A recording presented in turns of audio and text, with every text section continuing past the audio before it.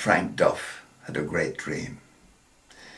He envisaged a group of Catholic lay people getting together to bring Christ into today's world.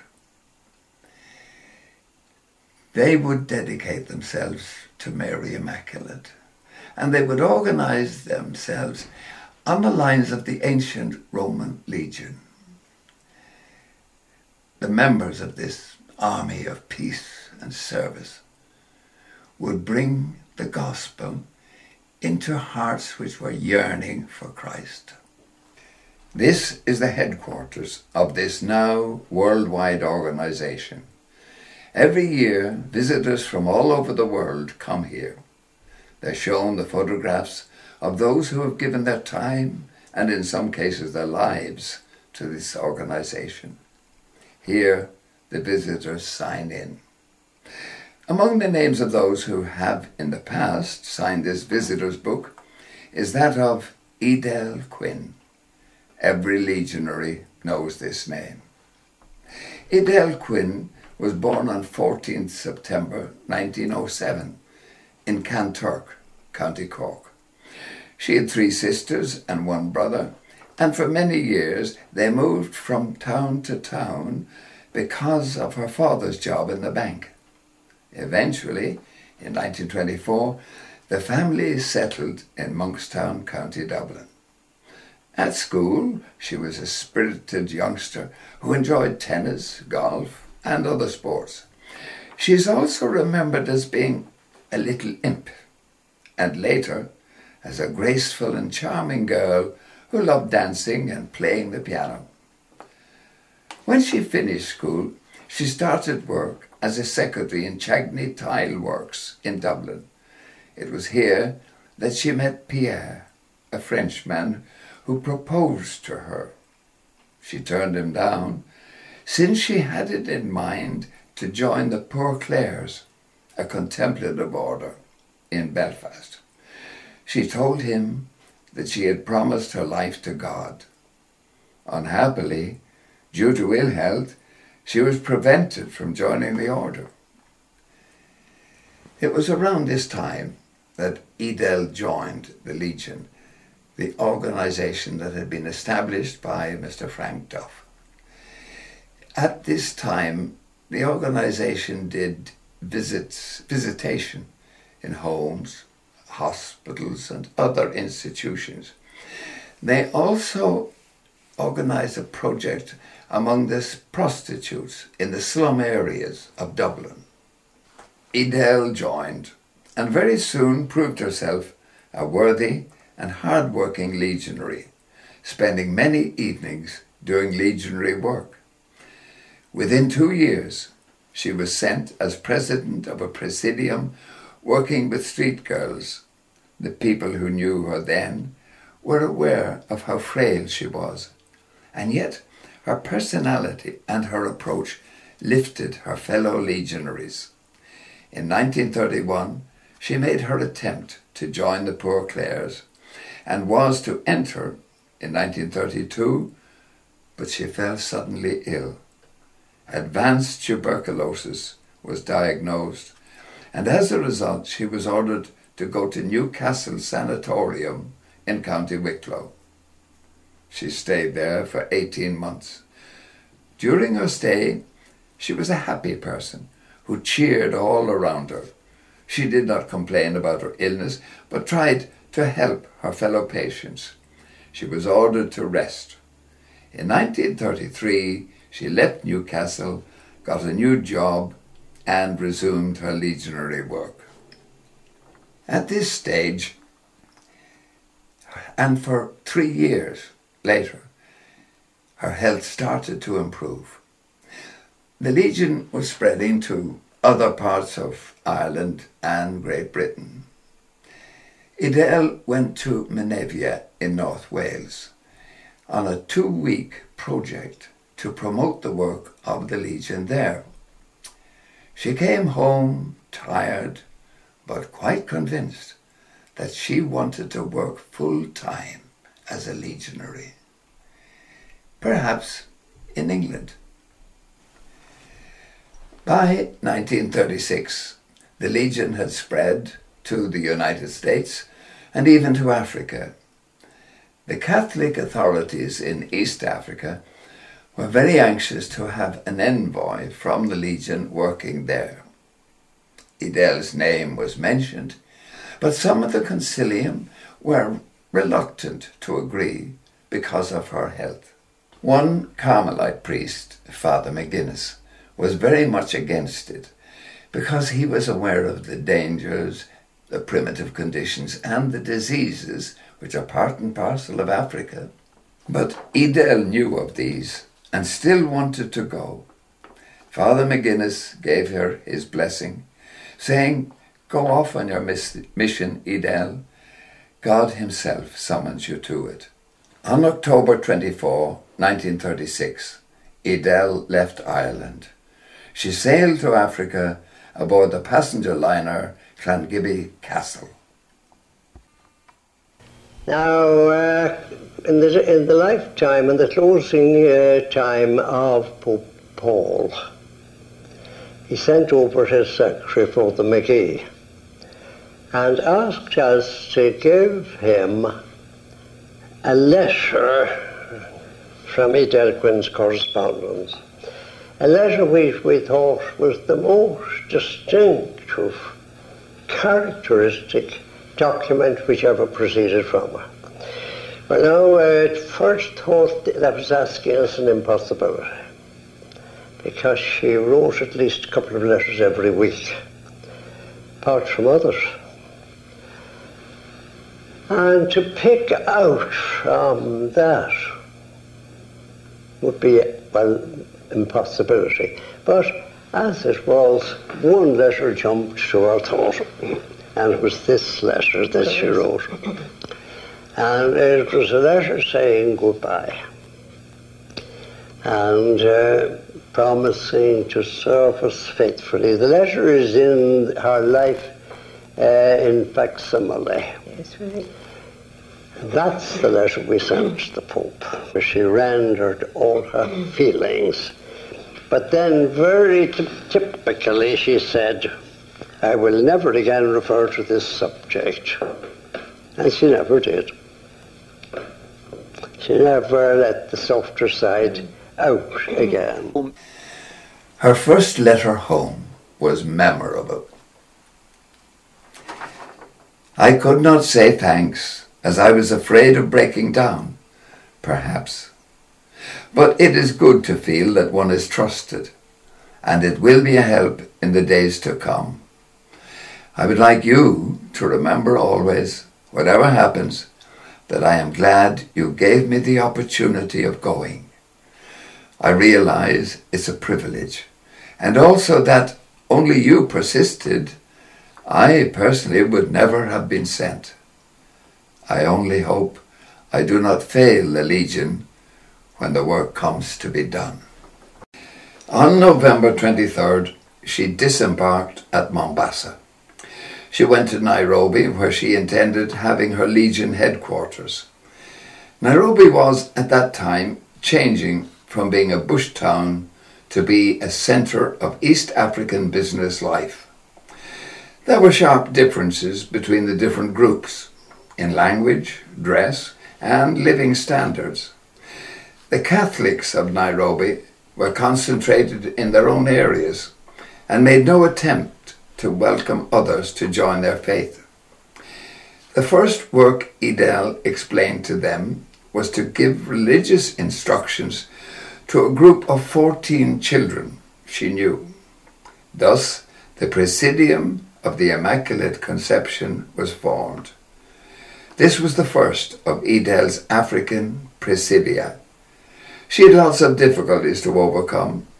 The Goans and the Europeans were reluctant to accept a woman as an organizer. However, her confident manner won them over to her side.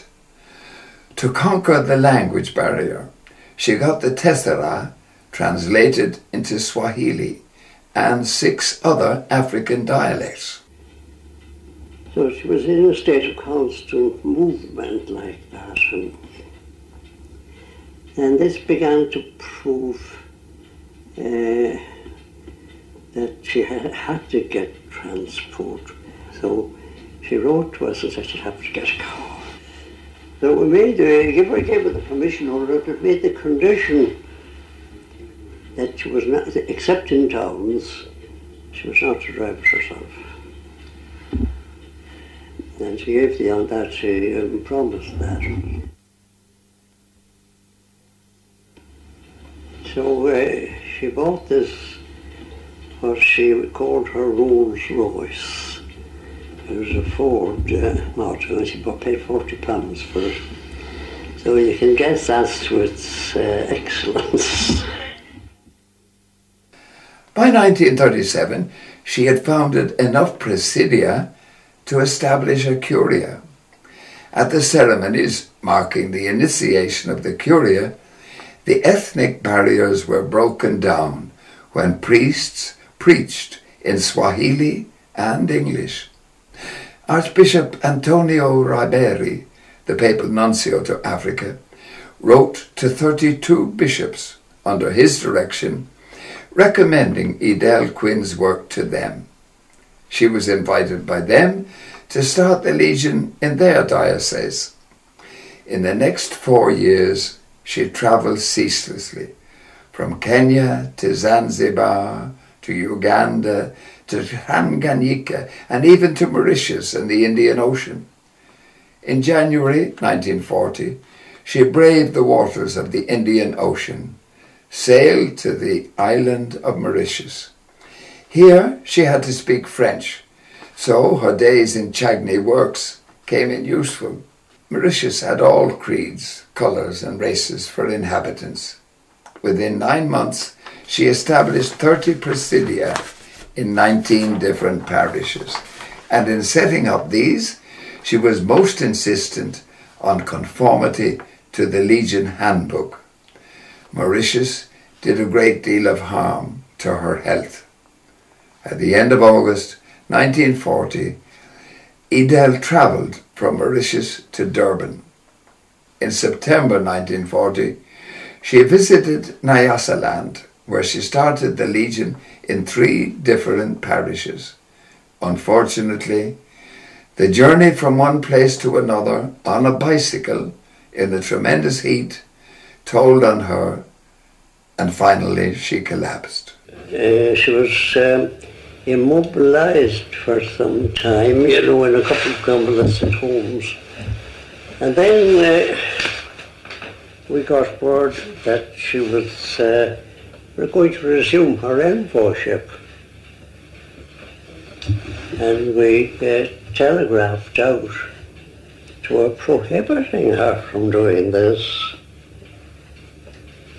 And there came back from her a medical certificate from the doctor saying that it would be better, in his opinion, that she would go up to Nairobi than where she was at the moment in South Africa.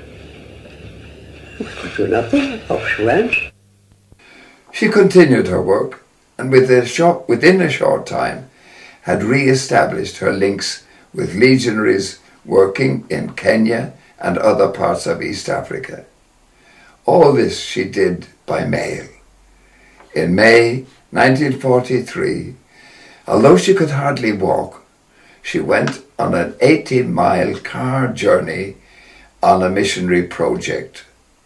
In December 1943, Edel began a 6-week extension tour in Tanganyika. Here she caught cold and started to lose weight very quickly. But she did not stop. Her determination knew no bounds, and people working with her marvelled at her efforts to fight the tuberculosis that was gradually eating up her strength. In March 1944, she left Nairobi to travel to another part of Kenya, but the combination of tropical heat and damp climate eventually forced her to return to Nairobi a month earlier than she had planned. At 6:15 on May 12, 1944, one of the legionaries and Miss Gannon arrived to see Edel at the convent. She knew that Edel usually sat in a sun shelter in the convent grounds. But she had hardly taken a few steps towards the couch when she heard a cry, then a moan. Edel had bent her head, and with a last breath, she said, "Jesus, Jesus." As a delicate mark of their affection, the sisters led Edel out for her last sleep in the white habit of their order. Father Tirogli, a postulator for causes in Rome, said of her, "I have been able to refresh my spirit by once again dipping into the life of that incredible person." The process leading towards canonization begins at the diocesan level. An exhaustive search of the candidate's writings, speeches, and sermons is undertaken, and eyewitness accounts are gathered. The candidate, who is called Servant of God, is presented by the local bishop to the congregation for the causes of the saints. When enough information has been gathered, the congregation will recommend to the Pope that he make a proclamation. From this point, the candidate is referred to by the title Venerable. Beatification is a statement by the Church that the person is in heaven. Their new title is Blessed. To be canonized a saint, at least 2 miracles must have been performed after death. On December 15, 1994, Pope John Paul II declared Edel Quinn venerable. One miracle attributed to her intercession is still required for her beatification. First of all, she was magnificent. Now, no words could describe what an extraordinary personality she had. I'm not exaggerating when I say that.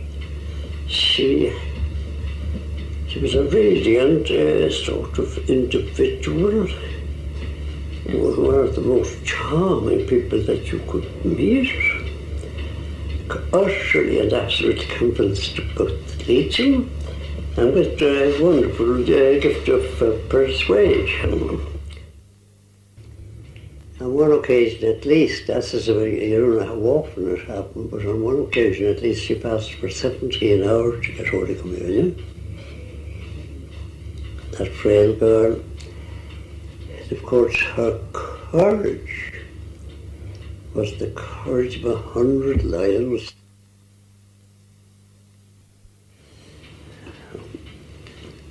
When I was speaking at the tribunal, at the canonization tribunal, they asked me at the very end. I was 3 days under questioning at that all day long.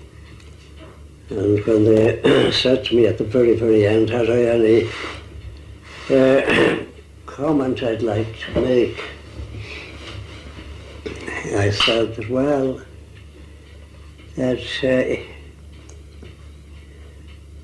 the chief one was that if she were not canonizable, then I just simply wouldn't know what the whole thing was about.